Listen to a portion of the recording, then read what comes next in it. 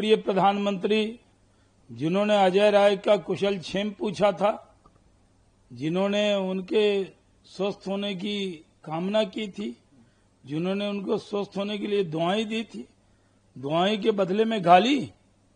किस तरह की संस्कृति में जी रहे हैं ये कांग्रेस के नेता। देश के लोकप्रिय प्रधानमंत्री को जिस तरह की गाली दी है, इसका जवाब देश की जनता देगी।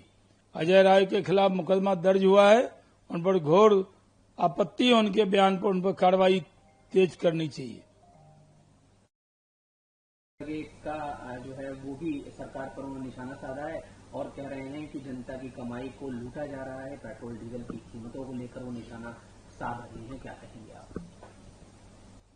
देखिए, देश की जो आज इकोनॉमी है उसको देखते हुए सरकार निर्णय ले रही है और पूरे दुनिया में सबसे कम बोझ अगर किसी देश में जनता पे डाला गया तो भारत है। पूरे दुनिया में तेल, डीजल, गैस के दाम करीब करीब डबल हो गए हैं।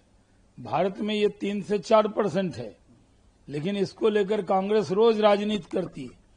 जब देश संकट में हो, दुनिया संकट में हो, तो विपक्ष को भी सकारात्मक भूमिका निभानी चाहिए, लेकिन कांग्रेस इसमें भी मौका तलाशती है।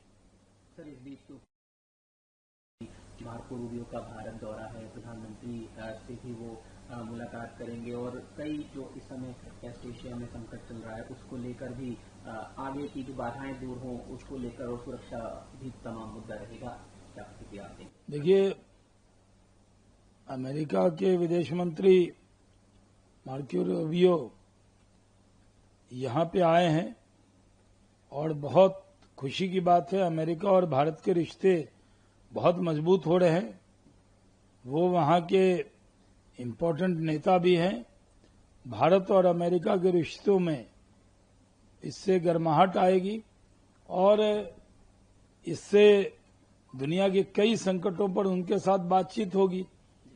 और उनका लंबा दौरा है, क्योंकि वो पहली बार आ रहे हैं, उनका जबरदस्त स्वागत हुआ है।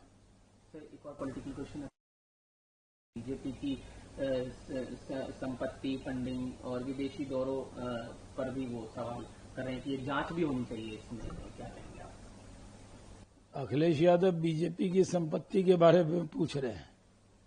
अगर समाजवादियों की जांच हो गई तो क्या होगा? पहले अपना हिसाब किताब दें, फिर बीजेपी से पूछें।